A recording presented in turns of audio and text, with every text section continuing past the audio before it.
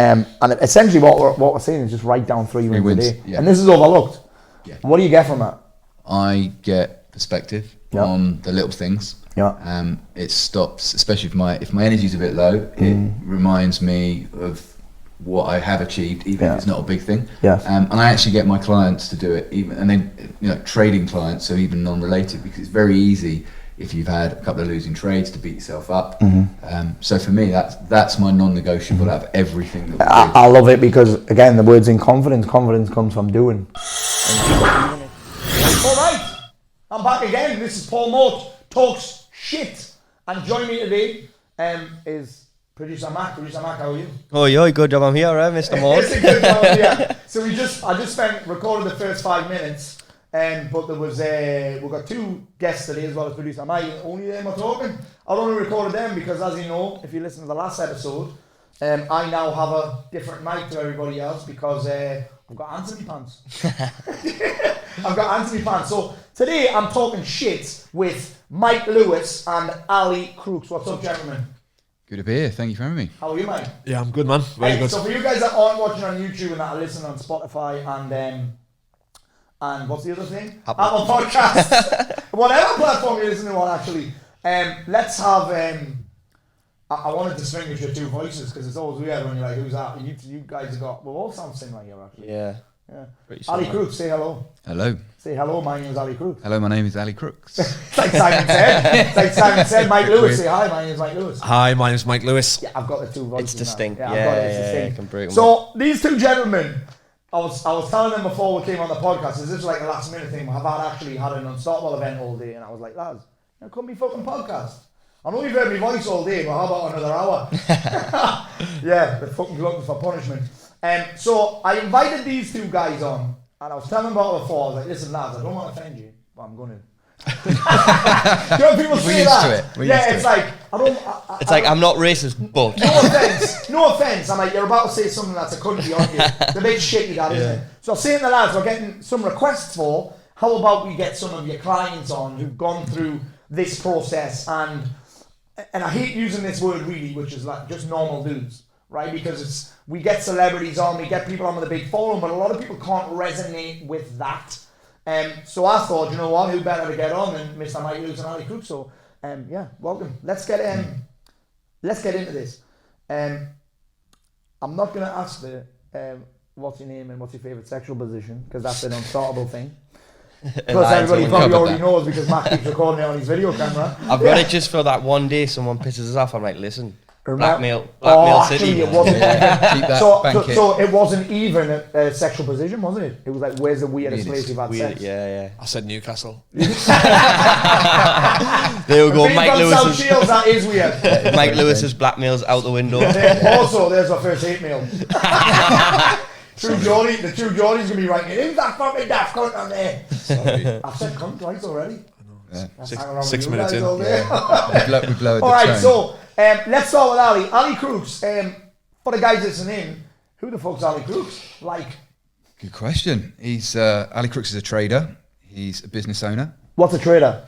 Somebody who's been trading. Well, I've been trading currencies now for 20 years. Mm-hmm. Nice. So that's kind of, I would say, my profession. Yeah. But for the last 10 years, I've been teaching other people from all walks of life to do the same. Amazing. So I've got a question on trading. Yeah. So there's a lot of different types of trading, isn't there? And you said currencies there. Is that Forex? Forex, yeah. And Essentially, all you're doing when you're trading Forex is you're trading a fluctuation in the price movement. So like if I go to Spain on Friday, it could be 1.2. On Saturday, it could be 1. By the way, you're not going to fucking Spain on Friday. I am not going. No one's going there much. But you're trading on that. So like, you're trading the fluctuation. So you could trade the fluctuation in gold. You could trade the fluctuation in oil. And the principles are similar. So you're not actually buying euros and selling pounds. You're capitalising from the fluctuation. Got you. All right, We're cool. getting boring already. So I'll get. No, it's just me. That's me. What you said, Mac's done now, Mac. So Ali, where are you from? So I'm from Perry Vale in Middlesex, but I live near Silverstone, so Midlands. Amazing, cool. And what's your you know what I was that? What's your relationship to it? It's like ASL. It's ASL. ASL, bro. Are you on it? Oh, I love it. Just carrying on from earlier. So no, I've been with Sarah now for 10 years. So we're not married, but we are as good as married, and I'm father to her 2 kids. Amazing. I love it, buddy. I love it. What about you, Mike? So who's Mike Lewis? So I am, I run a marketing company.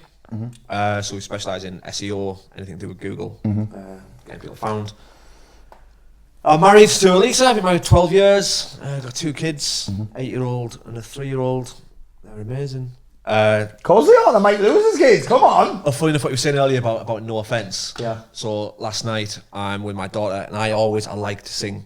Yeah. Yeah. Really? No, I've got the shittest voice. Yeah. You think that about Mike? Never. Right. What I mean though, in the worst possible way. Okay. Like I love karaoke because I'm so bad that it all kind of makes it good. Amazing. And I sang a song to my daughter last night, and she went, "No offence," and I just went, "Right," and she was like, "Have you tried not singing?" And I was like, "How old are you?" She's like, I'm just saying, there's maybe better uses of your talents. Really? She's 8. I was like, oh my God. Dad, thank God for LinkedIn, eh? Thank God for LinkedIn. I love it, mate. I love that. Do you know what's funny? Nina did this thing to me the other day, and Nina's very abrupt. I don't know who she gets it from, but she's very abrupt, and she said, I was lying down, do you know that on the back of your head? She said, Dad, you've got a really fat head, just grabbing this shit here. Do you know what I mean? I said, that's not even factual. What is it then? Meat. Dad, you got a really meaty head. Dad, you're so wide. So Nina called you a meathead? Meathead, I was like, what meathead? Just honestly, she said, my mum said it was yesterday. She said, Paul, do you know what Nina said it was the other day? She said, Nana, you've got fat all over. Oh my God. And then my mum said, do you know what? I didn't say anything. And then she said, Nana, are you not speaking to me? 7 years old, honestly, wild. I wonder if she gets it from I would never tell someone that they were fat. No. I would say something way more offensive than that. So, Ali, let's start with you. Again, this is a bit of I had no idea what I was going to talk about today. Normally I don't have questions. Tell me about how you ended up, not obviously your sat-nav journey or how you drove here, but how did you end up here in this fucking podcast studio, recording, talking about meatheads and shagging, and how did you end up here?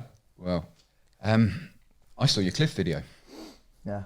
And I was in a bad place, but I didn't realise I was in a bad place. Yeah. And it was watching that Cliff video. I was Talk like, about the bad place. What was that like for you? Because yours was a little bit different than mine, wasn't it? It was more of an anger. Yeah, I was just Angry Ali. Yeah. And the irony is, I had loads of friends calling me Angry Ali in jest, but I would just kick off at everything. Really? So I was just if the email went out that was wrong, if I'd had a bad week's trading. Yeah. But it was just watching your Cliff video. I was like, shit, I can relate to this. Yeah. And it was a real eye opener for me. Yeah. And I think it sounds cliche, but it was almost a bit of a midlife crisis. Yeah. Because things were going well, but I wasn't happy at the time. Yeah. But I almost didn't realise I wasn't happy. Yeah. And that resonated with me. And then I saw you posting pictures of cooking for your wife. What? Yeah, you were doing a little challenge. I'm actually doing that challenge right now. I'm not doing very well at it, actually. Well, you looked pretty good that time. Yeah. So I just But saw dude, that. I get loads of shit for that, you know, because everyone's like, oh, you never cook. And then I post something amazing. But what they don't realise is that I'm getting their meal kits. You know the meal kits? You know the meal kit? I'm not microwaving it, it's not that. But you get like a meal kit and they tell you exactly how to cook it. I was cooking like fucking Hasselback potatoes and shit. By the way, way better than fucking mash, by the way. By the way, gentlemen, let's have an interlude here. If you were having a Sunday roast and you had the option of jacket potato, roasted potatoes. Jacket potato on a Sunday roast. Sorry, let's take the Sunday lunch out, right? Let's just talk potatoes. If you had potato, and we're talking potatoes, all the things you can do with a potato, right? Jacket potato, roast potato, he hits this one, boiled potato, roasted, might as well say potato baby wedges, potato skins, French fries, hash browns, mashed potato. Which one of those, like, basically, would you have choose mashed potato out of any of those things that you could do with a potato? No, chips all day long. On a Sunday dinner, always mash. Chips. Oh, the roasties! Oh, No, are you having roasties? Roasties all day long. Really? You choose mash? Yeah. I'm quite simple with my Sunday dinner, though, because I don't like veg. I know you hate me for that. Like, no, one I likes what he's really saying is he likes cream and butter. I like Yorkshire puddings, meat, Yes. mash. That's it. Holy shit, Your that's foot's mad. mash, that's all I'm I about. love that. Mashed potato. Wow, mate. Wow, there's one for you, Mac. We need to keep a score of this. I think I'm winning, like. And just sparkling water make your mouth dry. What? Sparkling water I make your mouth dry. refuse to drink sparkling Oh water. my Why? God. What's the would you reason? want, Headache. why would you want water that's fizzy? And Like, dries fizzy- your, have a Coke. Have a Coke. You're all right and now. dries your mouth out. Mac reckons it dries your mouth out. It tastes minging. Yeah. I don't understand why anybody See, I would love drink sparkling sparkling water. water. My daughter likes sparkling water. If I want a fizzy drink, I'll have a Coke. Yeah, exactly. I like a Coke, like. Coke's Diet Coke's Coke. fizzy and it doesn't dry your mouth out. Why the fuck does sparkling water dry? If someone can message me Getting passionate. and let us know He's getting passionate. what the thing in sparkling water is that dries your mouth out, please. Well, it 'cause I'm doesn't gonna dry my write mouth it. out, mate. Googling it. You lose your shit at this. I was rolling last night, and in between rounds, I was drinking sparkling water. That's berserk. No way. That is crazy. The kid I was rolling with, Luke, was like, "Bleh." That's I was like, insane. it's delicious, it's fizzy and delicious. I couldn't drink fizzy stuff when I'm training. It Really? just doesn't sit well. And with you know, my the stomach. kids did it was yesterday. I went to Wagamama's, right? And they've never been to Wagamama's before. They thought it was incredible, right? Anyway, I went to the toilet and I came back, and they'd only put chili oil, soy sauce, and the chili salt in me drink. And I drank it. Mate, Nice. no. No. It was Imagine if you like it, it's never tasted so good. honestly, I found a new thing. I'm going to package that up. What's Sell this- it on Amazon. What's this limited Wagamama's. edition Coke you've got? It made my mouth dry, actually. My throat was on fire. Anywho, so Ali ended up seeing a thing of me cooking my wife. Yep. Cooking my wife? Cooking for your wife. It's been a long day. I've got, do you know what? That's gone in the clip. So one of the amazing clips was that's in the clip. You see the video of me, you've seen some of me cooking my wife. Yep. Yeah. And then you did an underground event in Newcastle. Also like a 1 day seminar. So That's great. when was this? Because I wasn't Nah, around this is- for this is undergrounds. 2017. About 3 years ago. 2017. Yeah. Undergrounds. And then- What was entailed in an underground? Well, we're cooking wives for a start. Ages. Cooking wives, eating mash, Eating drinking sparkling water. Yeah. No, underground event was kind of just like a 1 day seminar, wasn't Yeah. it? I actually want to do one of them soon as well, but yeah. And what did I must have pitched something there, did I? Yeah. Alliance back then. Was it? Yeah, I think it was the Holy first run of Alliance. but Holy shit. yeah, it was a really good day. Amazing. And what's changed for you since then?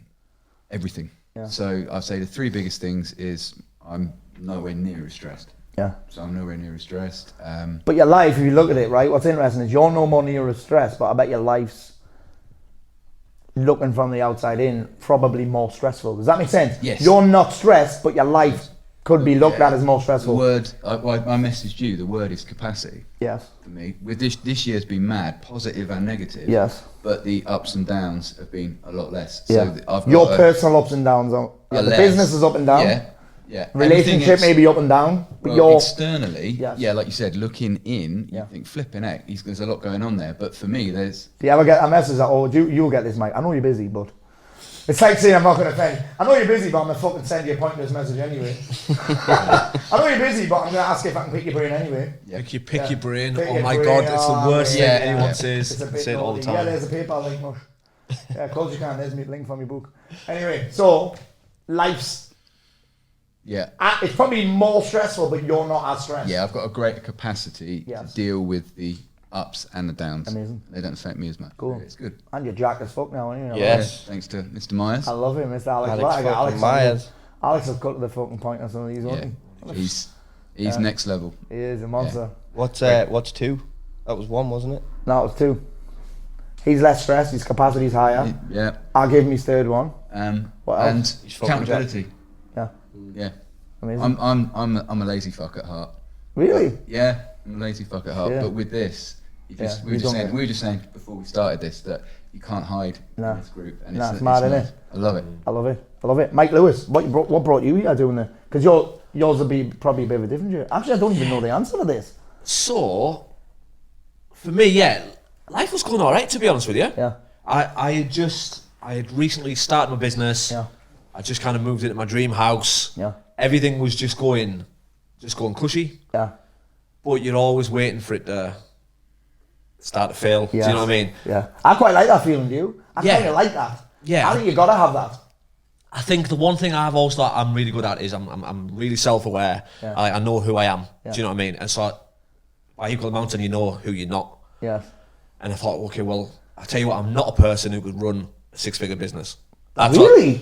Yeah, Is because that where you were at then? well, I just felt like I was just faking it. Yeah. Like I've always say at school. I could, Some people will call this imposter syndrome. yeah, maybe, Not us. yeah, Not yeah, us. not us. Like I could cruise through school and get a B, Yeah. without really working hard. Yes. So I'd choose to cruise, Yes. through and get a B Yes. because I'm all right with a B. Path of least resistance. Path of least resistance Yeah. every second of the Yeah. way. Yeah. So that led to me. So whilst I was fairly successful, Yeah. it also I think, well, yeah, but if I don't sort my shit out, how am I going to keep it? How am I going to this? How am I? Yeah. And yeah, I just knew that I don't know. You just always think something's going to come crumbling down, Yeah. and life's quite nice. And I think I've seen your Cliff videos similar. I was on your email list. I remember once replying to an email for the transformation, and then it was like how much it was. Yeah. And I was like, oh, I'm not paying that. Yeah. And then about 3 Clearly, months. my email wasn't fucking very good, was it? Fuck me. Well, this is the thing, isn't it? It's about what is someone willing to do to change. Yeah. And it's that kind of thing. And then about 3 months later, I'm still getting the emails, and I bought the book. And you hadn't unsubscribed yet? I hadn't unsubscribed. Wow. You're all lazy. Yeah, I know, yeah. But I bought the book, and I remember sitting in my back garden on a hammock, reading the book, reading about F5. Mate, I could totally see you lying on a hammock. I could as well. You seem like on a hammock. I'll tell you, anyone, get a hammock. Really? Get a hammock is Everyone says that. 10 minutes a day. It's that little bit life enhancing. Is it? Get back, lie in a hammock for 10 minutes, you'll never be more relaxed. Really? Where's your hammock? It's in the back garden, Yeah. by the tree, in the corner.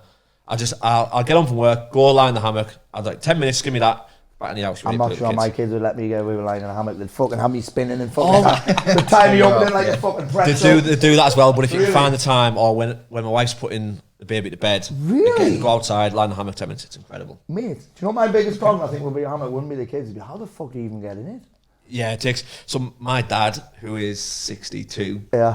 first time he went in it, he just went Did he? arse over to it. It was hilarious. Did he? I'm actually looking Nice, forward yeah. to this. I'm for my birthday. I'm not telling you how old I am because I've probably mentioned it a million times already. We're going to Dubai. I'm going to the water park, and the kids basically are like, they can't wait to see me dad try and get in a rubber ring on the fucking lazy river. Do you know the lazy river? Yeah. They're like, Dad, I can't wait to see Grandma Tom try and get in one of those rings. Because every time I go there, there's always some woman or man that just can't get in. It falls on their arse and they're fucking under. And they're like, Dad, imagine Grandma Tom doing that. I'd be crazy soz, Dad.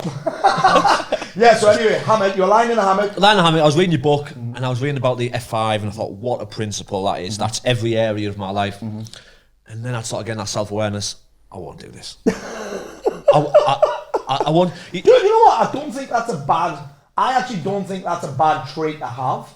Because at least you're not lying to yourself about Yeah. what you are and not... Absolutely, yeah. Because a lot of people lie to themselves that they're willing to do something, then they don't do it, and then their self-worth goes down. Yeah. But deep down, they already knew they weren't. They weren't gonna going to do it. from Like, the I've got start. no problem saying with a six-pack thing, I'm like, listen, I'm not willing to do that on me diet. Yeah.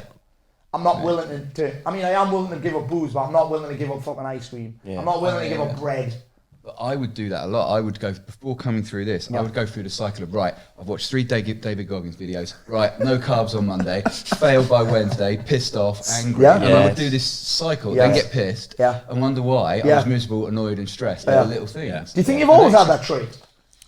What of... Where you're like, if I'm not going to do that. Yeah. Like, I know I'm not going to do that, so there's no point.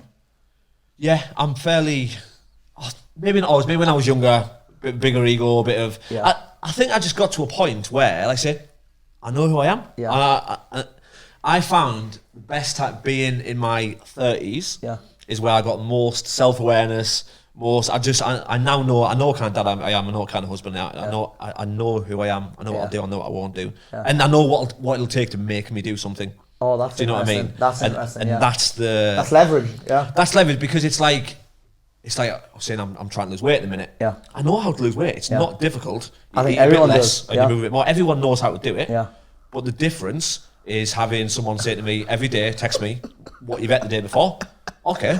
Oh, you Or- have to do that? Yeah, I just have to send me weight. Every day I text him. I text Alex Myers my weight, Yeah. what steps I did yesterday, Yeah. and a screenshot of MyFitnessPal. Really? Yeah. I bet he has one of that. Yeah, You're yeah, he my does. Yeah, MyFitnessPal. yeah. My MyFitnessPal is terrible, but I tell you what, I hit my calories and hit my protein every day. Yeah. And it's that kind of, and all of a sudden, 3 months in, I'm 2 stone down. Nice. And it's not because I didn't know how to do it. Yes. I know how to lift. I know how to do a push, a pull. You know what I mean? Yeah. It's like Yeah. it's not difficult. Yeah. It's just I need someone to force me to do it. Yeah. You know And what's it's- escaping a Kimura though? We'll soon fucking find out. Me and Mike are rolling tonight as well. Come on. Find out. Give it an hour. See what we can do. Give it an hour and if you landing fucking footlocks on me. Actually, show me the escape now, mate. You fucked. We'll see. That's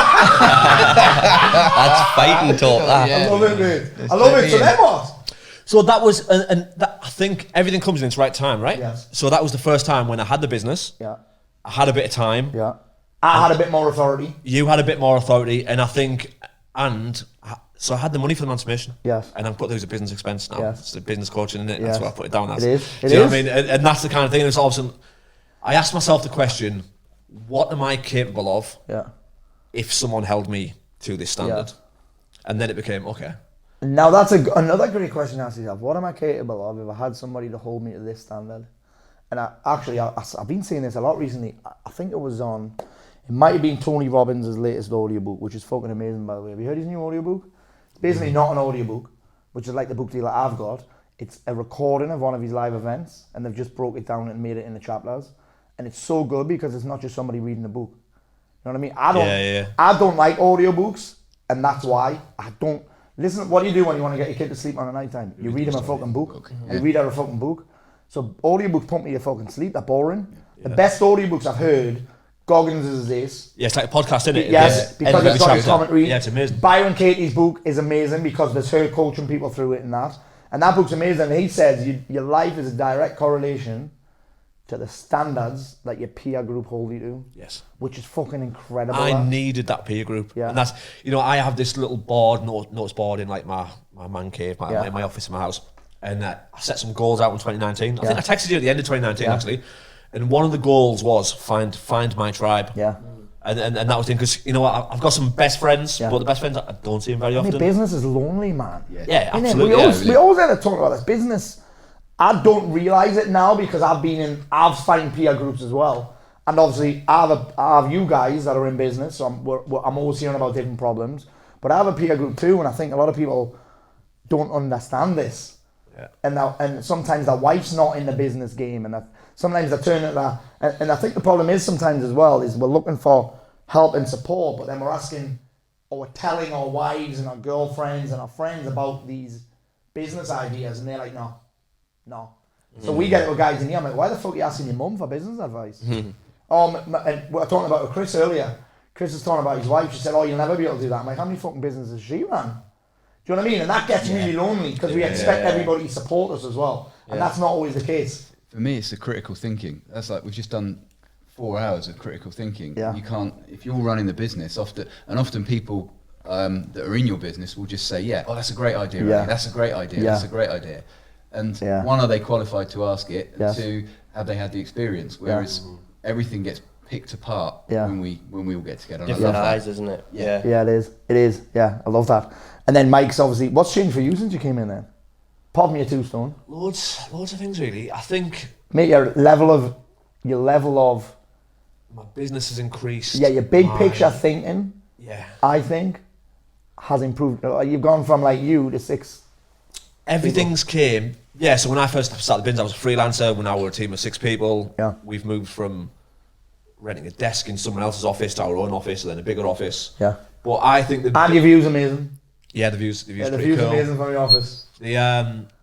I've had this massive switch in mindset around everything really. That is it you who called it pay to play? Yeah. Pay to play. It's that kind of thing. It's now became, well, what can I invest? Yes. So when I first told my wife, I was saying to someone earlier, the cost of getting a PT, I want to lose weight, and it was like, oh, here's the cost, and she's like, oh, fucking hell, that's expensive. It's a decent amount. Yeah. And then I kind of said to her, what would you do if I said to you now you could pay $2,000 and be guaranteed to be 3 stone lighter in 12 months? Yeah. And she was like, well, I'd pay it straight away. I said, well, all I have to do for 12 months is do what he tells me. Yeah. Do you know what I mean? If I just do what I'm told, I will be 3 stone lighter in 12 months. So all of a sudden, £2,000 not a cost now, it's an investment. Yeah. And the fact that it was £2,000 means I do the work. And not 20 quid means that you have to do the work. You better. And by the way, if you weren't doing it, listen, I'd be like, you fucking dropped $2,000 on that, you fucking arsehole. Accountability again, isn't it? Yeah. Really? It's sometimes putting skin in the game is enough accountability. It often is for me. Yeah. So when I go to the mastermind that I'm in, sometimes I'm like, fucking hell, I've dropped a lot of money on this. I'm not, and my ego gets in the way. You're like, I'm not sure. We were just talking about, I heard a couple of guys talking, you were talking about Peter Shaw before when you were saying, I'm not coming here with fucking saying I haven't done that. I've got shit results this month or this 8 weeks. Yeah, no, you can't. So let's, Matt, you got anything you want to ask these two before I start rolling here? Nah, my stuff's boring, isn't it? It's me just spitting my dummy out. Ali, tell us everything about training. give us a one-to-one. Yeah. Okay, so let's go on this then. What would you say some of the, because again, I'm starting to think about the listeners now. I'm not just being a selfish cunt.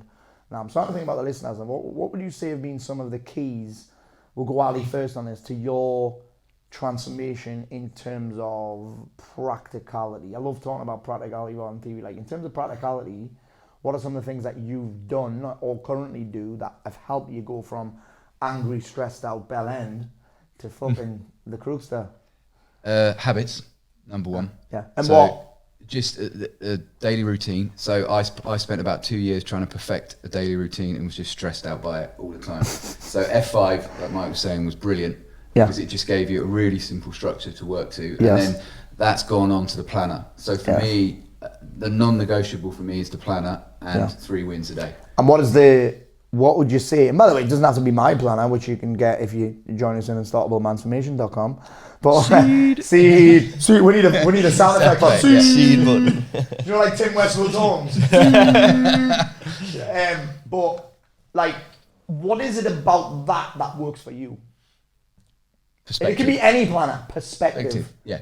So I organise my thoughts because it's very easy for me to get up and go support emails, markets, go. And for me, doing an hour of meditation actually didn't work. It made me a bit drifty. An hour of meditation, yeah. But that just, it's the case, it organises my thoughts. I know what I'm focused on. What do you think about that? It's kind of, if you think about this, using a journal like that is kind of like meditation. Yeah. Because it's about where your attention is.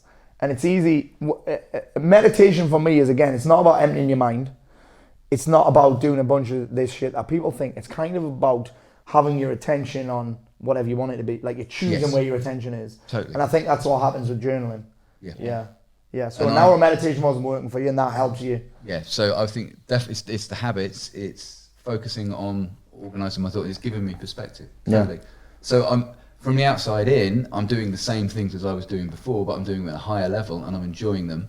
And a big one with more intention. Yes, with more intention and systems. Yeah. So so much more of a systematic approach to the business side and the coaching side. Yes. Whereas before, I would somebody would say, "Oh, do you want to do this? Yeah. Do you want to do that? Do you want to work with this person?" Do you know? I think the word that we've got in systems, I think you've got more of all of it is a strategic mindset. Yeah. I say this quite a lot. People's lack of strategic mindset causes overwhelm. It doesn't matter whether you've got a job, it doesn't matter you've got a business. Without a strategic mindset, i.e., and strategy for me is just looking further along the road. You know what I mean? Further along the road at what obstacles might pop up, at what might happen, at what might be coming in from this side, that side. If you've got a strategic mindset, it doesn't mean you're not going to get overwhelmed. It doesn't mean there's not going to be challenges. It means that you've at least considered them. Yes. Yeah, and overwhelm is, again, just kind of bad mind management and creating what I would call false timelines. Yeah, I was feeling overwhelmed earlier this week, and I came into Lesley and I was like, right. She'll be amazing at getting that off your plate. I need to schedule my week. Like I've got so much shit I need to do. Yeah. And like I can't describe the feeling of. I literally only spent about 20 minutes, and I didn't even schedule everything. It was just the main things I had on my list to do. Literally, like I was just like, thank fuck for that. Yeah. Like, I felt like I just lifted something off my shoulders. You know what he probably really did was, again, what Ali said was organise your thoughts. Yeah, just organise, right, I'm doing that on Thursday, that on Friday, that. And what I actually struggled with before is, so when I was planning, I was doing it on a Sunday, and if I didn't have the whole week organised, that would piss us off, because I'm not going to say I'm OCD, but if I had Monday, Tuesday, Wednesday done, but I didn't have Thursday, Friday, like all planned out, I was like, really? Right, well, fuck this, I'm not doing it. Like, I don't know why, perfection, yeah, but now I'm more relying, like I haven't got tomorrow planned out, so you've got to have some flexibility, I think. Exactly, but that was my biggest problem, filling in the plan at the start. I was like, right, well, if I haven't got it all scheduled, there's no point. There's no point. Yeah. But now, like, even to the point where or if I didn't have something filled in between 2 and 5, that would piss us off. But now I'm like, that leaves us time for Paul's drive-by delegations and... Paul doing a last-minute podcast. Last-minute podcast. Might as well do a podcast when? 5 minutes. Might as well we're going to do a new podcast when? Like Wednesday, no? 5 minutes. Fuck it. My miss used to say she'd lose me about 3 o'clock on a Sunday before I started doing the whole return and report. Really? The whole plan, because I'd lose presents because I'd be thinking about the week and I didn't have a way of structuring it. So she says, now you go in, it's usually about 11 o'clock on a Sunday. I go an hour and a half, 90 minutes. I don't plan out every minute, but I go through the keys. And she says, Sunday's great. Do you know what it is, really? You get it out of the way. I think sometimes it's not really planning, it's just prioritising. Yeah. You know what I mean? Yeah. I'm desperate to hear Mike's intake on overwhelm, because I can't for 1 minute imagine Mike Lewis getting overwhelmed. Can you? No. Maybe it's the night when he's getting His face is like, What's that? when he's getting that Kimura on. Is it a rare disease? Is it some kind of tropical disease? It's that work thing you're talking about over there. Mike, do you ever get overwhelmed? Do I ever get overwhelmed? Not lately. No. I definitely used to. Yeah. When I was younger, I used to get overwhelmed with loads of things. I used to have anxiety being in the house by myself. Really? Yeah, anything like that. Had to be around people all the time. Couldn't really cope with my own company. Yeah. In terms of things like work, when I first started the business, absolutely. Yeah. Because it was just me. Yeah. And there's just so many things that I'm shit at. Yeah. Right. And it's like there's so many things that I'm just not very good at them. Yeah. Yeah. And it's like you know what, mate? It takes some people a long time to realise that. It took me about fucking 17 years. I'm not even kidding. 17 years to realise that was shit at AWeber. Shit at all these things that I was shit at. The only thing I'm good at is talking. Yeah. Well, that's how I feel. You know, I kind of, there was certain elements of my old job that made me think, maybe I could start my own company. Yeah. And then you kind of start a company and you think, what the fuck have I done? Shit. Yeah. Do you know what I mean? But that's been the biggest thing I've taken away is I only do things that I enjoy doing. Yeah. I only do those elements. And actually, and then you think, well, but then it's the cost of getting other people to do the other things. It's not a cost, though. It's not a cost You're at all. investment minded. Yeah, because that's that mindset. In fact, I'd say that about both of you guys, really. You're clearly investment minded, and you're investment minded. Yeah. You're actually investment minded as well, Mark, because you drop all that cheese on fucking the Amazon thing. Amazon. Yeah. We've talked about that in the podcast before. Your Amazon thing, haven't we? I think Slime. so. I've done a few seed. Yeah, we talked about it with Nathan, didn't we? Because Nathan done it as well, Malcolm. Oh yeah. What did he do, slime? He did slime, not on Amazon, no. Isn't that mad? That's one of the ways he started out. Is it? Yeah. Shit, see, I've had so many conversations. I can't remember fucking 3 quarters of them. Yeah. It's mad, that, isn't it? Oh, but hey. Anyone think I did a lot of drugs when I was younger? we haven't had a text from Tedco, have we? Ooh, yeah. Me and Mark are just having a personal conversation right in the middle of the podcast. Yeah, personal business conversation about massage guns. Have we got a domain name yet, Mush? What? We've got a domain name yet? Not yet. Oh, you can just go to Amazon and Google amped massage gun. Yeah, that's the one. So you can go to Amazon. You can't Google anything on Amazon, but you can go to Amazon and search. You can search for amped massage gun. You Google it for call on Amazon. Yeah. I love it. So, Mike, what would you say are some of the practical things that you've implemented that have helped you the most? Yeah, practical things. Again, it's all around. I do the things that I'm that unique ability. Yes. That I'm either, so what did Paul me do? Write down every task I do. Yes. Split them into things that I love doing. Yeah. Things that I'm excellent at doing. Things that I'm okay at but I don't like. And things that I'm shit at. Yeah. Anything I'm shit at went. Anything even that I'm okay at but I don't like went. No. Do you know what, guys? Right. Every time I've talked about this thing with a lot of people because I'm big on it. Let's just do less of the shit that you hate. Yeah. And everyone's like, "Oh, it's okay for you," and I'm aware of that today because every time someone said it, I'm like, you know what? There's someone at home. Because in my head, I'm like, it's just a decision. Was there a mindset shit for you? Was there something that happened where you're like... It didn't take much convincing for me. Because anyone who says to me, you can... Got permission not to do shit that you hate. Absolutely, maybe that's what people are waiting for, you know? Well, it's because I think, right, people are in love with this idea of, seek out suffering, embrace the grind, hustle. Yes. I've always been, I tell you what, I am not about that life. Yes. I am about seeking out as much time away from work. I like my job. Yeah. I like my customers. It does all these good things. Yeah. But the reality is, You love other things more. I love other things way more. Yeah. Do you know what I mean? And it's like, This is a really interesting take, this, because Mike will be the first person that said, I like other things better than my business. Like, yeah. you love your business, but you like other things. This is the first guy that's really said it, because everyone that was like, I'm like, oh, I love this and I love that. But I love that you're saying that, because I love my business, but I also like the ability that I can turn up to work at 10:15 Yeah. and the rest of the team are in there yeah, doing it. Yeah. Do you know what I mean? I like the freedom to go in late. well, that's a business. I like, really. well, That's an the actual whole business. thing. Someone asked me, I was having a conversation with a friend of mine, Helen, yesterday, and we were talking about feeling achievement. Yes. And I said, one of the biggest achievements I feel is every time I go to get my hair cut, right? Because for the last, 15 odd years working, I had to squeeze getting a haircut in on a Saturday. Do you know what I mean? And that's a hard day And to that's get a a hard day to haircut. get it in. It is a hard day to You get a turn up haircut. at 11 o'clock and you think, oh, the queue's too big, I'm going to go. I'm going back to 3, and what if... And like, my hair looks shit if it's not shaved. Like, even this is too long. That Do you know is what I mean? fuzzy felt. Yeah, exactly. And it's like... And then I've got to go one more week without a haircut, and your confidence starts to dip. mad. All these little things. Shit, dude, I love that insight. Yeah, Yeah, the first day... I write down that as a win. Like, if Yeah. I have my haircut, my beard done, that's a win for me because it's self-care, innit? Yeah, the first day of me, on like maybe my third day of having the business, Yeah. I went and got my head shaved, and the hairdresser was like, "Oh, you look so happy." And I'm like, "I'm getting my hair cut Tuesday." Shit. Do you know, I was over the moon to get my hair cut on a Tuesday. Dude, that's amazing. Because Yeah. that to me was freedom. Yeah. That to me, it meant more than my first client. It meant more than, it's like, I'm always going to get my hair cut on a weekday in the middle of the day. I'm not going to do it in my lunch hour. I'm going to get my hair cut when I should be working. Because that is, to me, is what Dude, freedom and you is know about. that's kind of probably an advantage that you have over me because I've been self-employed for so long. Because I'm essentially, I mean, you're probably in a case where you're unemployable now. Yeah. I'm like, I've been doing that for so long that I forget about that. And I think that's probably why you value freedom so much. Yeah. Because John DeMartini says that your values will come from voids.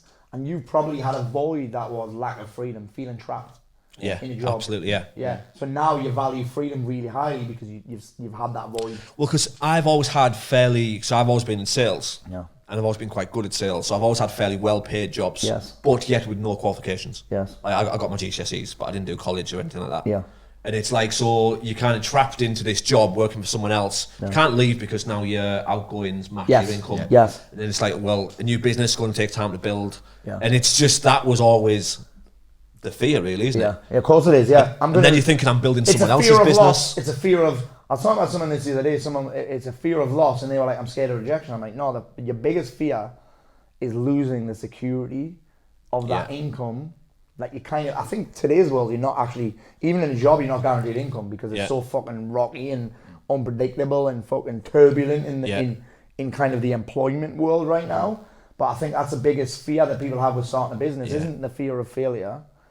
It's the fear of losing security. But see, this is why I think this is my big mindset of the past few years. Really, is mentors are so important. Yeah. So I had a guy called Neil O'Connor sat me down one time and I said, "Oh, I'm thinking about this," and I was like, "I don't want to do it." And he was like, "Do it. If after 3 months it hasn't worked, just get a job again." I'm the same. That's my He's approach. like, you can always being in sales. You can always find a job. People want good salespeople. Yeah. You can always find a well-paid job. So if it doesn't work, what's the worst that can happen? Yeah. And And it's if just you're good like- at sales, you can get an average paid job and then make it all up in bonuses and shit, right? Yeah, exactly. It's not that difficult. But Yeah. we were talking today. I think you were out with this quite a heartbreaking story actually. Was it your PT you were talking about? Yeah. Yeah. In fact, you tell it. So pre-lockdown, I had a great PT, really skillful. You know, would look at every last little edge Yeah. and make sure your back was perfect Yes. and everything else.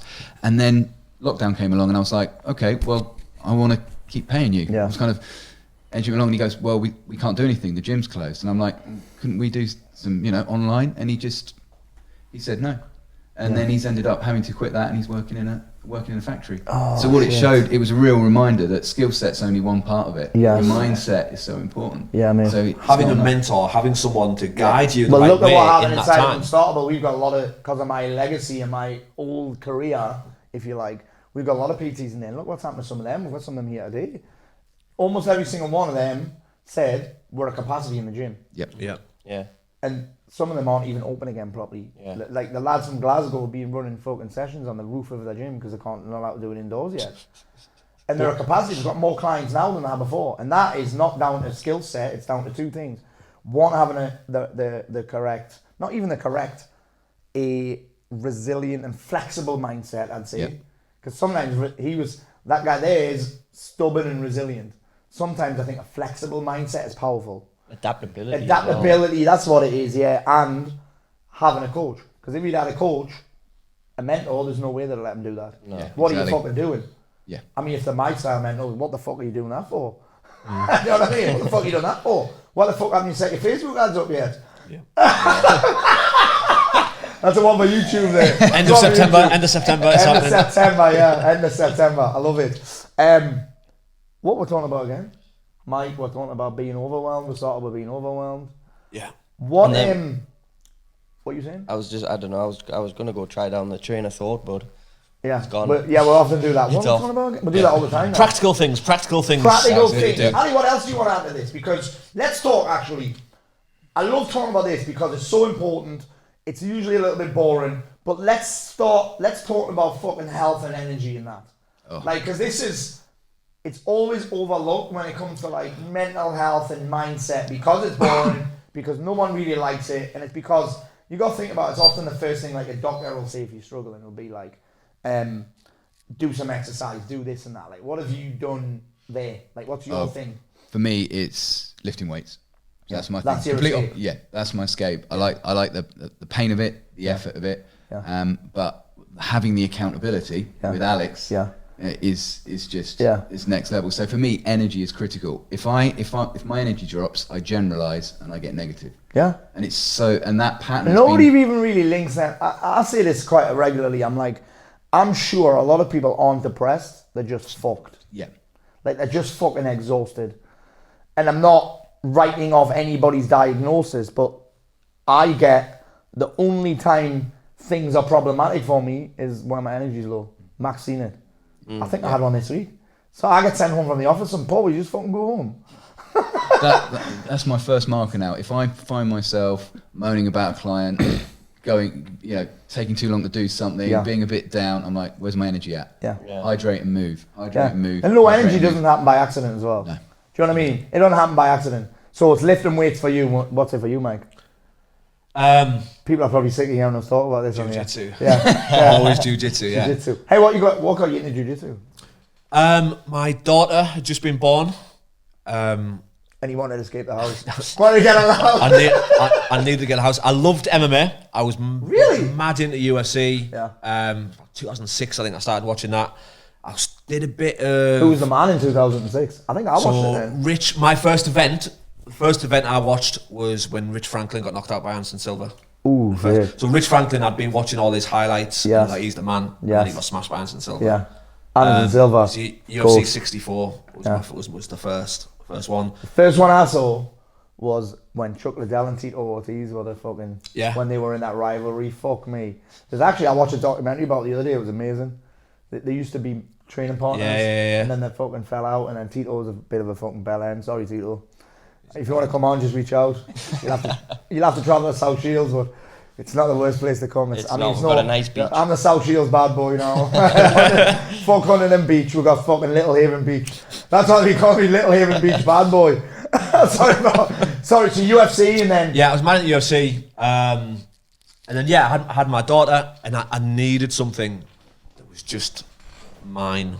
Yeah. It was just for me to do. So you know why? I think most people that watch the UFC want to throw fucking fists. So, do you know what I'm saying? Things appealing about jiu-jitsu is, one, I knew it took 10 years to get a black belt. So it was a skill. Yeah. So I'd done a bit of... By the way, it's taken me at least 20 to get a black belt. I'm looking at it now, I'm thinking 10 years to get a black belt. Fuck me, you're talking 20 for me, man. I've been training 8 years, and I'm a blue belt. I'm a shit blue belt as well. That's the thing, right? So, yeah. Yeah. But so it was a skill. Yes. And at the time, I was training a bit of kickboxing. I trained a bit of MMA. Like, there's only so many ways you can throw left hook. There's only so... It becomes about who's stronger or more faster, do you know what I mean? Yeah. Whereas I thought the skills in jiu-jitsu, they're just never ending. There's a counter. And you don't have to get punched in the face. And you don't have to get punched in the face. And I don't like being punched in the face. So the chance to actually learn something... I'm not asked about fighting. Yeah. I've not had a fight since I was 16, do you know what I mean? Like, I'm not bothered about it.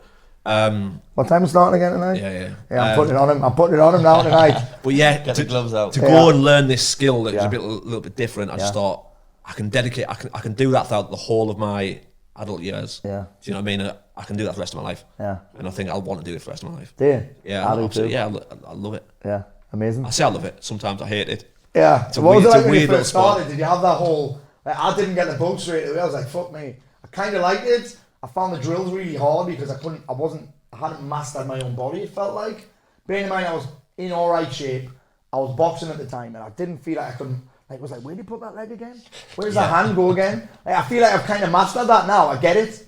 Because I think you need to know physics for jiu-jitsu. Does that make sense? Yeah. I rode with Lesley yesterday. This is my wife who's never done a jiu-jitsu class. I was like, you're fucking good, you know what to do. I was like, it's because you understand physics. Yeah. Because it's kind of like leverage points and fucking all that I shit. had this exact thought.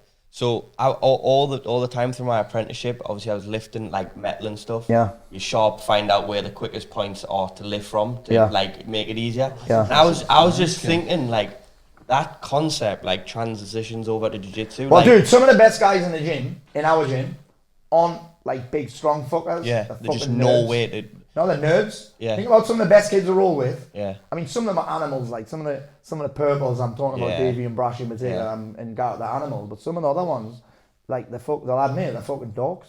Yeah. Do you know what I mean? Because And it's massive because problem they solving. understand- It is. They understand physics. Yeah. They understand, what's the other thing? Fulcrums and Yeah. shit like Leverage that. and- Who? Fulcrums. What the Glyn Powdridge taught us that word. The fuck's He's a a full-on fulcrum? nerd. Glyn Powdridge is a total nerd, isn't he? Glyn's a guy who runs SPG Bury and he like works for fucking Google or NASA or some shit. Yeah, he taught us about a concept of always when you've got an opponent, but mainly when you're doing like a hip toss, think of your feet as like a square, Yeah. and think of where their weight is in that square and where your weight is in the square. Yeah. So if they're the back left corner, Yeah. you need to attack the far right corner. If Right. they're the front left corner, you need to put their weight in the back right corner. Does that make sense? yeah, yeah. So No. like you're going opposite to wherever they are, Yeah. and that just fucking blew my mind. Yeah. I was like, what? It's those little things. Those Yeah. little I said the difference. It's such a game of inches, jiu-jitsu, and it's the difference I say between like a black belt teaching and a purple belt teaching. Yeah. Is this tiny Detail. little Detail. I remember I was being taught a bow and arrow choke, and the difference is when you do the choke, hide your pinky, and it was just instead of pulling like that, pull like that. Yeah. And that little thing just became, you suddenly start finishing 80% more chokes. Really? And it's just that little, it's Do you know tiny what little do you know what I things. love It's doing? amazing. I love looking on YouTube for a solution to a problem that I keep having. Like, I love doing that. I'm like, how do you escape this DOS choke? Because he keeps fucking doing the same choke over and over again. Don't leave I your still arms haven't figured it out. out. Don't leave Don't your leave your arms arms out. But like, how to do a side control escape, and I love it when Yeah. I get something off YouTube and I try and it works. Like, there's a fucking proper buzz there because like, I've solved that problem. And it's when you learn it yourself, it's like even There's a little bit more of a buzz. You know what I like, and I did it the other day. When Martin Stapleton taught us that. The DOS escape. No, the scarf. The scarf escape. Scarf aye. escape. Have you done it yet? I've done it on you. Not remember in the Okay, well, I garage, said and you I went. fucking arsehole, I man. went a little bit Martin Stapleton for you, Stapleton, aye. but I love the fact of like when someone just tells you something off a whiff, like off a whim. Is that the? That is the way Off off a a whim. whim. Wow. And Wim Hof. Wim Hof, or you, and you do it off just that one teaching. It's just like holy shit. Like, that Well, that's actually another works. example, right? If you think about that, completely in a different context, that's an example of just mentoring and coaching and getting around better Yeah. people and people who are a higher standard than you. Like, 'cause Yeah. we were doing a podcast with Martin Stapleton. I said, Martin, got any escapes from the scaffold? And he literally, you know, he was fucking, he had jeans on, we had jeans on and everything. I said, you got any escapes from the scaffold? And he showed us one and then he did it on us the other day. Yeah. And that mad that. But that could be applied to business. Do you know what I mean? Like, you can ask somebody a question who's just a little bit more experienced than you, and you get an answer, and you go and fucking execute it, and it works. Well, as well, it's about putting the rounds in. It's like, That's why I've got so you much say, better in your lockdown. just got so much better during lockdown So much through better. not going to lessons, Yes. just through training. And it's like so many people in terms of, you know, I don't know how to respond to a customer, I don't know how to do this, I don't know how to do sales. Like, do more. Yeah. Just start off doing more, and until you've made 100 sales calls, don't complain about your script. Yeah. Do your 100 sales calls, get the data, see Yeah. what's worked, see what hasn't. And Yeah, I it's love that, mate. kind I of, love that. And actually, it's when reps, innit? When I had my blue belt, when I got my blue belt, I don't know if I've mentioned this.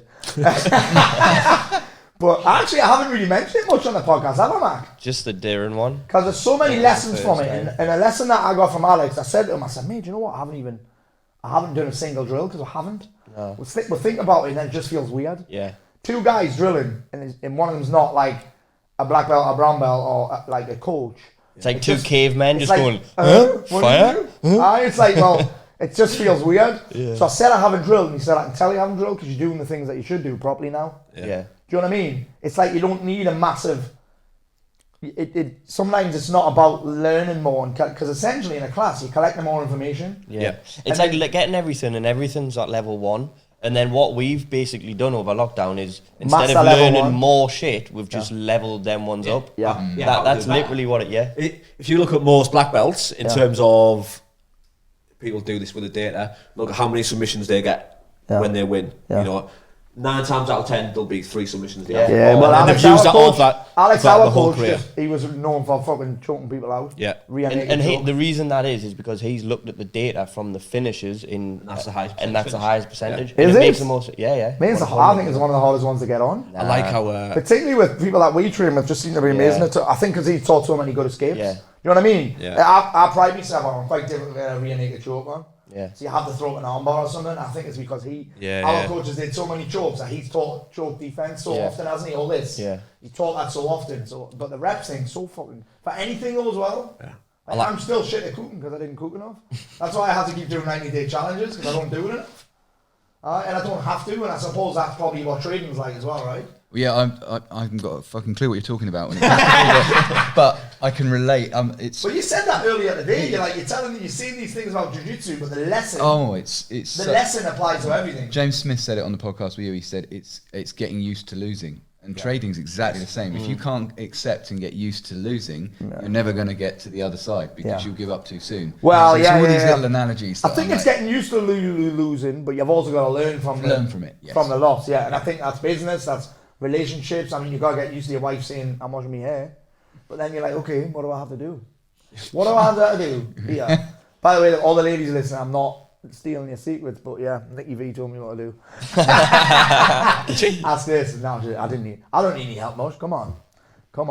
I've got so many. Dude, I told her this on the book that you need to get. No, she's told me, yeah. Here's a little book recommendation for you. I can't believe I'm about to say this in a podcast. It's called She Comes First. And I'll tell you this, gentlemen, ladies, get it for your fella. It's fucking phenomenal. Yeah. Ali's looking at me fingers because he's like, why are you doing that with fingers? Where's he going with this? Yeah. Holy shit, you have to check out this book because the pictures are amazing. One time I'm doing a training call, this is how Mike's wife knows about it. Not because I told her to get it for Mike, but I'm doing a training call and I've got my iPad on the screen. Some of you guys might have seen it where I can show me iPad screen on Zoom. And I go into iBooks and that book's open. And I think they call it cunnilingus.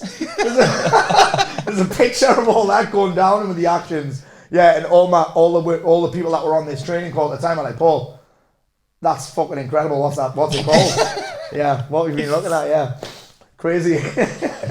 Yeah. I'll tell you what, we never really do this, but let's talk books.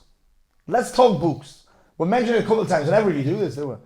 Ali, what are you saying in terms of what are some of the most obviously Values Factor John DiMartini. Values Factor John DiMartini. If I had to have one book, that would be it. Really, would it? Yeah, it'd be up Because you there. can apply it to you. Yeah. That's what. I would see you as reading a lot of books as well. Is that? Not so much. Funnily enough, since I've come in, I'm reading less because I'm focusing on. Can you do more? Have you read a fair share of books? I've had a fair Well, do you share. know this is the case of not learning more jiu-jitsu moves, Yeah. but actually fucking Leveling up. executing the moves, Yeah. like doing them, Yeah. doing them and doing them and doing them and doing them and saying what am I doing right, what am I doing wrong, why is this not working? That's the same principle. And I've talked about this a few times on the podcast as well. I'm like, why are you learning new stuff when you haven't done anything with that other shit that you've learned? You know what I mean? So Values Factor John DiMartini. I interviewed Rob Moore and we basically just talked about Dr. John. That's how fucking great that. You got that?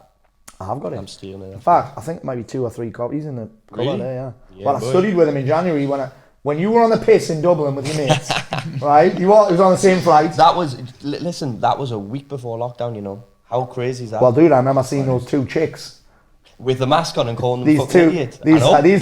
these two girls with masks on, because it was in February, I think. Yeah. February with masks on. I was like, you don't need fucking masks. We were like, what the fuck? I was you like, got you need masks condoms, on not for? masks. you used to need condoms, not masks. Fucking fast forward 2 weeks, world's on lock. Mate, it was mad, yeah. So that was when I studied with him. Right. What else? Oh, good question. Atomic Habits. Atomic Habits, yeah. Yeah, Ace book. Yeah. Ace book. Yours is all right. No, yours is good. What's so good about yours is it's just a story. So Yeah. it's good. Yeah, well, funnily enough, I was talking to my new publisher, and I said, and basically, for world exclusively, it's just going to be audio. And they, I said, so you don't want to write it? They're like, no, I read your first one. Yeah, which I didn't take offense at, basically, because they offered me a fucking great deal. But yeah, crazy. I love it. What about you, mate? You're an audio guy. I like audio. I like my Kindle. I've got loads. I've got loads of paperbacks because I like to have them on my shelf. So you look smart. Yes. We're actually no shit. We had a spare room in our house, which is an ironing room. Yeah. It's for ironing, and we've got a snake in there, right? Real snake. And a caterpillar, too. That's what it's. We've got two caterpillars now. Oh, they must be Nina. Nina. Yeah. They're probably Every time I go, she's like, look at this. She likes showing you things, doesn't she? And we decided, it had all the books in, and we've now decided we're going to bring that bookshelf in here and put it in a disabled toilet. So when you come for a poo, lads, there's always something for you to read. Yeah. So there you go. So you love your Kindle? Yeah, it's just because I can read it on a night Without lights without on. light on, and at least I can sleep. And because I like to read on night, I like biographies. Yeah. 4-hour work week was a game changer for me. Me too. Not in terms of actually, I read it years ago. Yeah. And I didn't do anything with it. Yeah. And I regret that. Yeah. But it got me on this mindset of Yeah. I need to start thinking about this. I need to start. Yeah. So 4-hour work week. Mate, was a I remember massive mindset 4-hour shift. work week, right? I was a personal trainer. I think I was just doing like 1-to-1 and going to classes and that. Is Mike gone for a piss? He's gone for a piss. That's the first time that's ever happened. We're having a piss mid-podcast. I love it. And I was in, check this out. This is how struggling I was in business. I can't remember. I think it might be when it first came out, right? And my dad said, remember when people used to do tab runs? You know what they are? Where you basically used to go on holiday just to get cigarettes. And come back and sell them. Yeah. So I went on a tab run with my dad. Right. And while I was there, I read that 4-hour work week, and it was, again, it was just a mindset. It had a mindset shift for me. Yes. I can't even remember any of the tactics, but I was like, wow, you can kind of hack and cheat.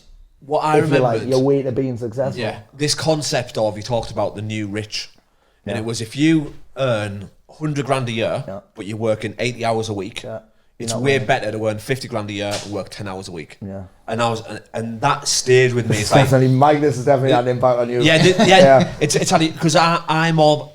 What do I need to be happy Mate, and how long comfortable? ago was that? That must be 2011. I'd have read that. Really? I wonder when it came out. Don't know.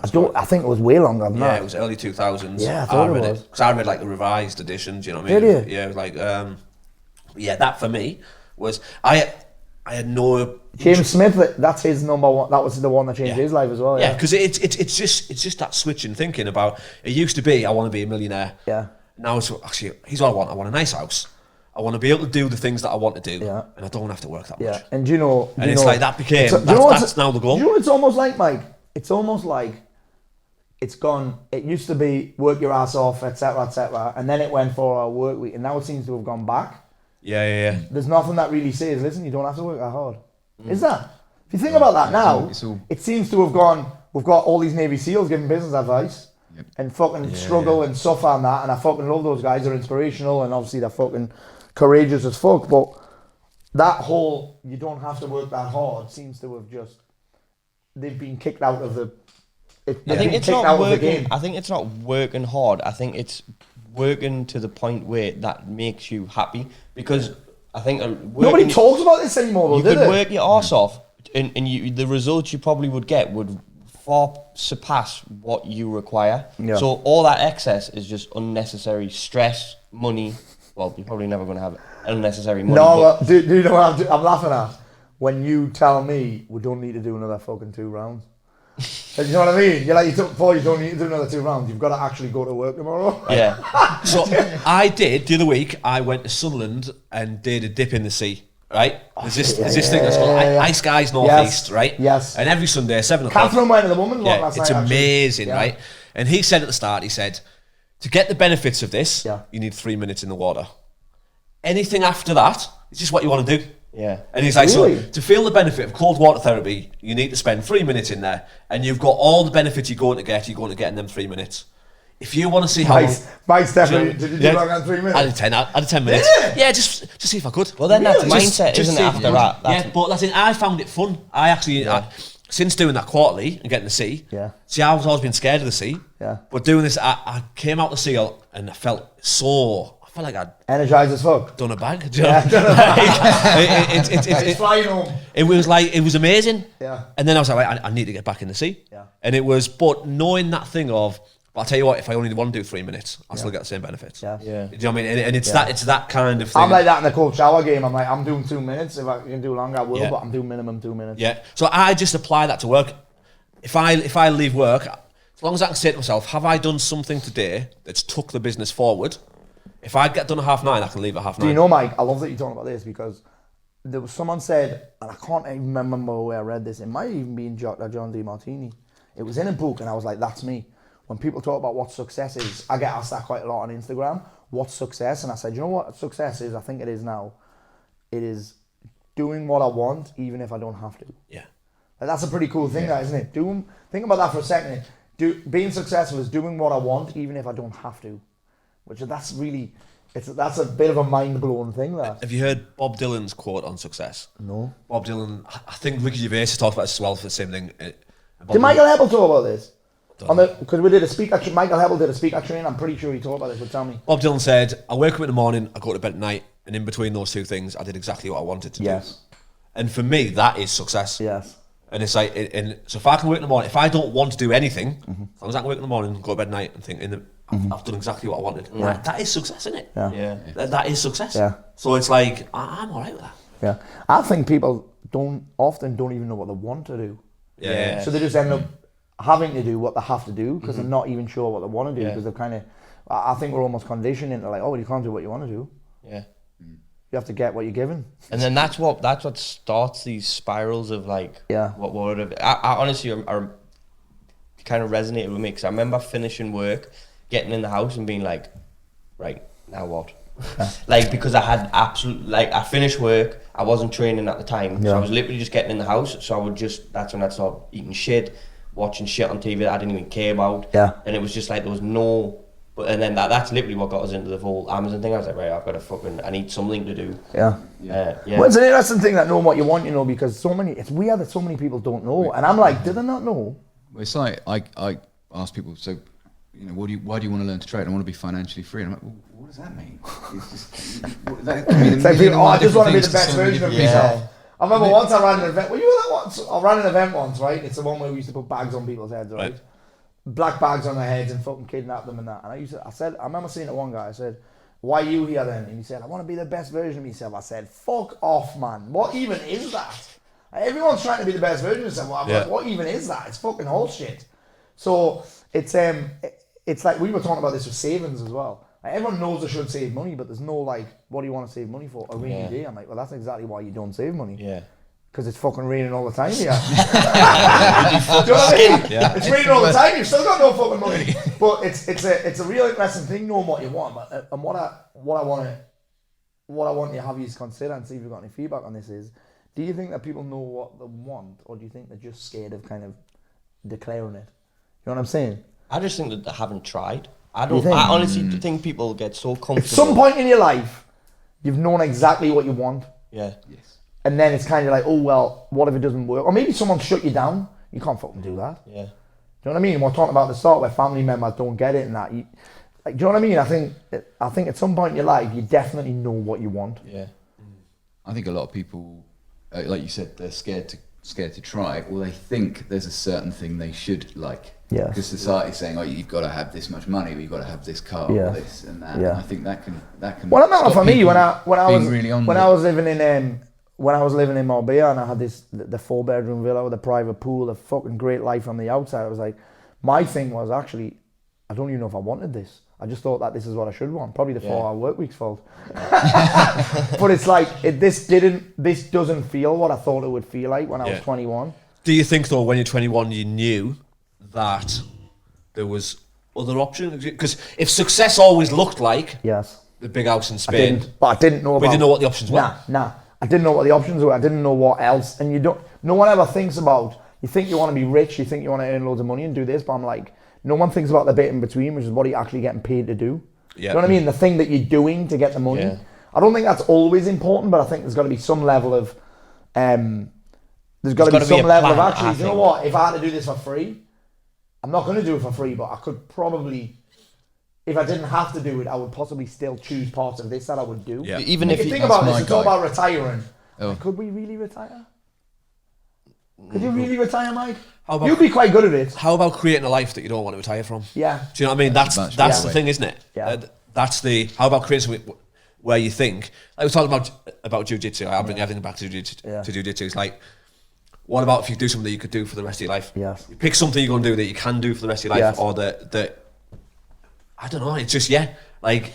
Well, if I don't want to train, I'll always text. Like yesterday, I was supposed to be training with a guy in the morning. He pulled out. I was like, oh, I'm going to have to weight train.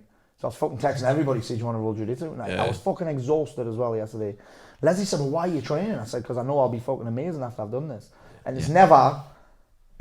never feel this, I have to do it.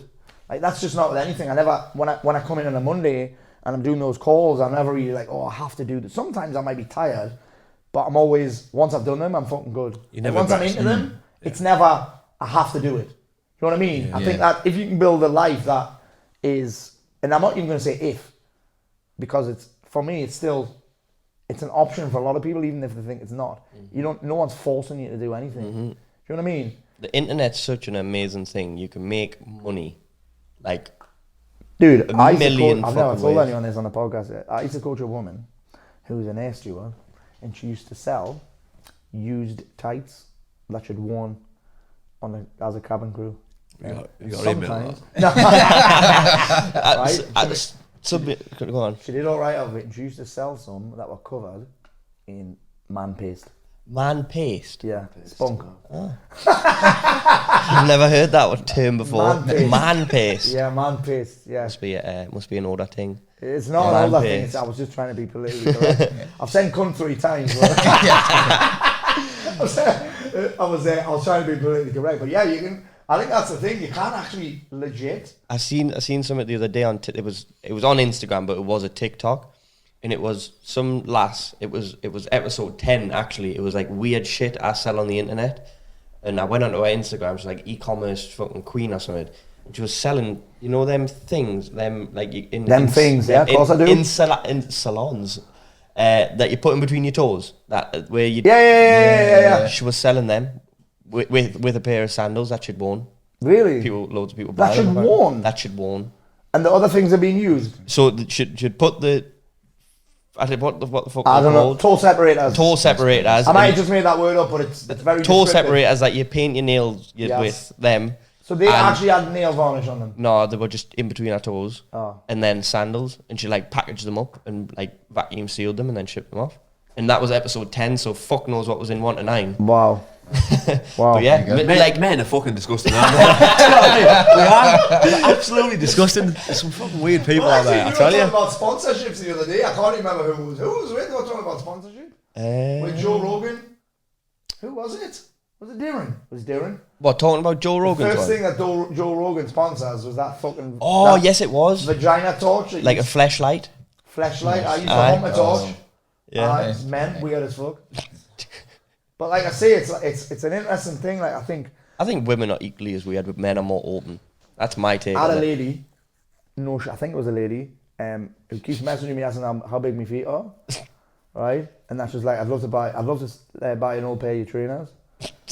Will you sell me them and that? I'm like, what? Brilliant. Trust me, you don't want to smell my fucking feet. Nah. Mark has to smell. Actually, Mike, you're gonna have to smell my feet tonight. Depends on the trainers though. Well, sometimes I'm apologising. I'm like, dude, you're gonna have to. Don't try any footlocks tonight because you'll have to sniff my feet. That's a footlock escape. Just fucking dip my feet in vinegar. Do you think she'd still be interested when she finds out you're only a size 6? I've got a friend, right? No bullshit. Who's got size 6 feet.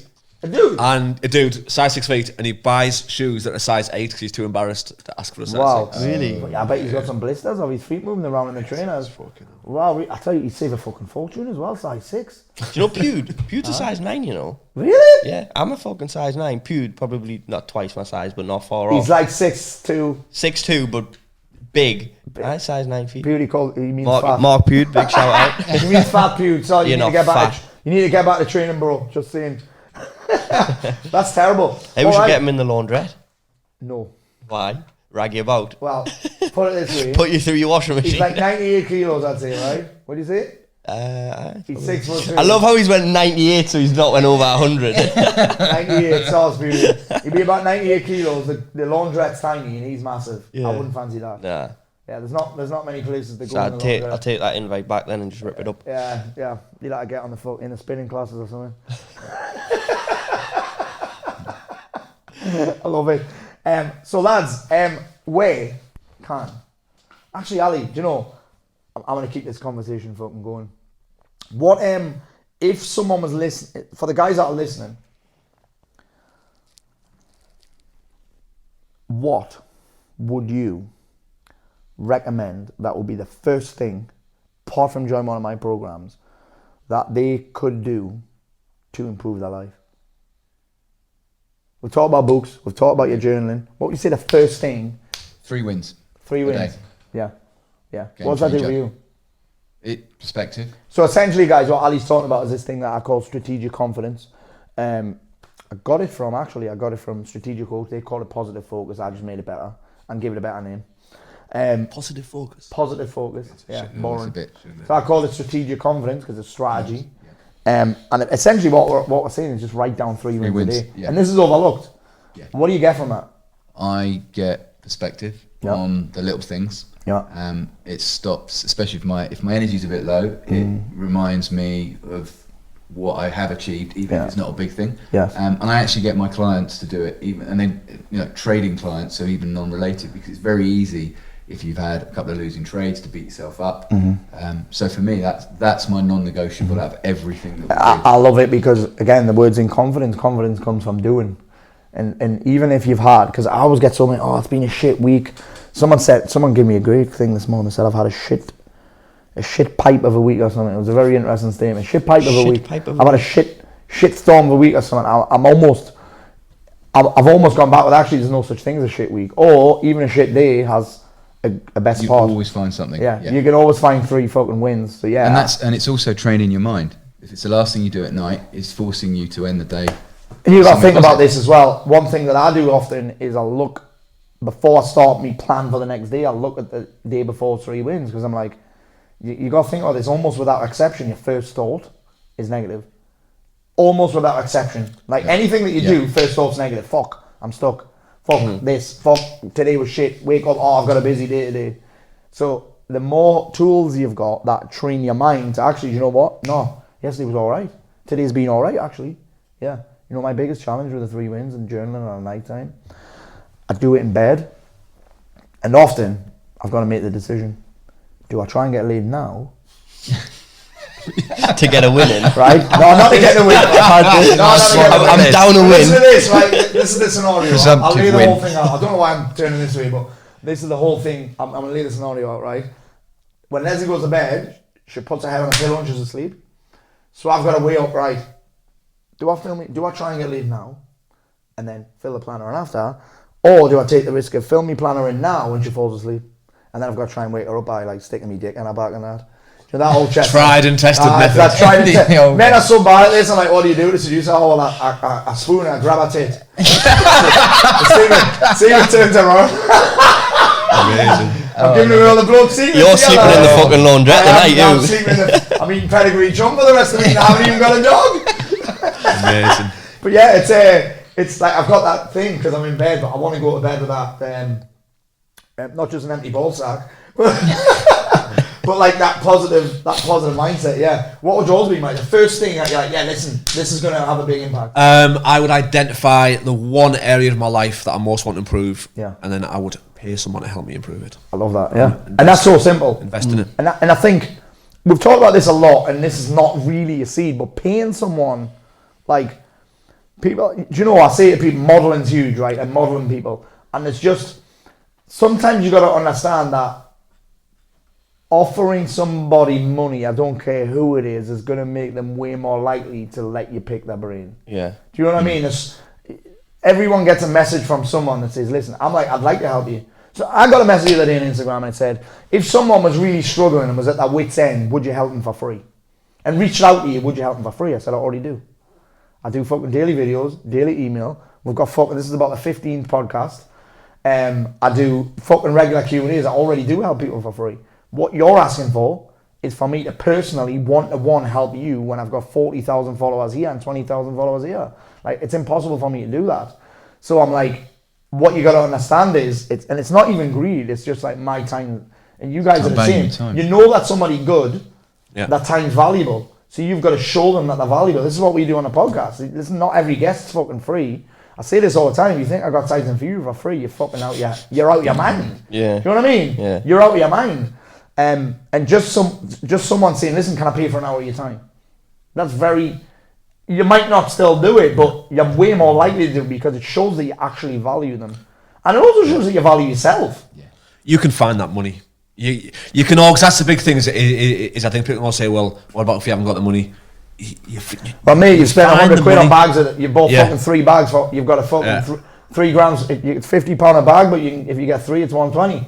You've done 120 at the fucking weekend up your nose. Yeah. You know what I mean? You can find the money always. Yeah. Always. Yeah. And I think it's just, again, it comes down to how important it is. And again, we were talking about this earlier, like beliefs around money. Like, is that a cost? Or is it, you got to think about this, like, how much is getting in shape worth to a businessman? Because they'd have no problem investing money on, like, a fucking desk for their office. But then when it comes to getting a coach, they see it as a cost. Same with staff as well. Yeah. Oh, it's a cost, it's a cost, it's a cost, it's a cost. But how much is, think about that, how much is getting in shape worth to your business? Like, what's it been? It's been worth quite a lot to you, right? Like, what's improved since you dropped 2 stone? Loads, energy levels, that's a massive one. Just confidence. Yeah. The confidence to walk into a meeting thinking, all right. Yeah. Do you know what I mean? Just how you handle yourself. Yes. Just gets improved. Yes. You know, and it's that And kind of your mood's huge, man. Yeah. Yeah. Again, it's that self-awareness, right? Yeah. So I was talking this with someone the other day. I always talk about I tell, you know, the girls who work for me, I want to invest in my staff. Yeah. Do you know what I mean? I want to be a good boss, I want to do all those Yeah. kind of things, you know. And someone was having a bit of a problem, and there was a coach I know who's like a behavioural coach, who's really good at building people's confidence. And I said, how much would it be to work, you know, to do some work for us? And I was like, and I was being a bit Billy Big Bollocks really. I was like, because I love to invest in my staff. Yeah. And I thought she'd say about 250 quid, like for an hour or something like that. It was 3 grand. And then, you know what, that confronted me with, do you like to invest in your staff? Yeah. Are you serious? Or are you full of shit? Yeah. Do you know what I mean? Because if you're saying like to invest something, but you It's can, like conditional, isn't it? yeah, it's like, but you can afford to lose 250 quid. Do you know what I mean? Or like it became about, are you actually serious about solving a problem? I'm wondering why he hasn't sent them to me, by the way. Because you only work with men, don't you? It was like, am I actually really interested in helping this person? Am I interested or am I committed? Yeah, exactly. Yeah. Am I trying to give the appearance of, I value my team, or actually am I willing to put my wallet where... It's almost how highly do I value them? Yeah, absolutely. Are they worth 250 quid or they're actually worth 3 grand? Yeah.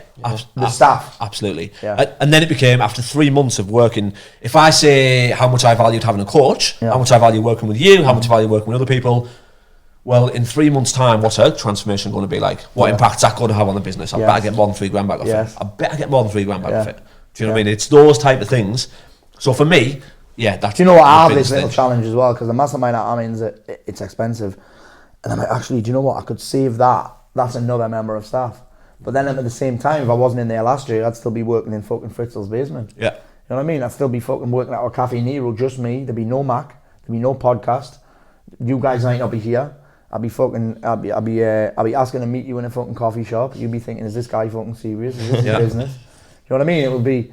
It's an interesting thing that when you look at it, is that actually, it's not, I think that's people's biggest problem, is just moving from a cost and it's so cheesy, but being investment minded is completely different.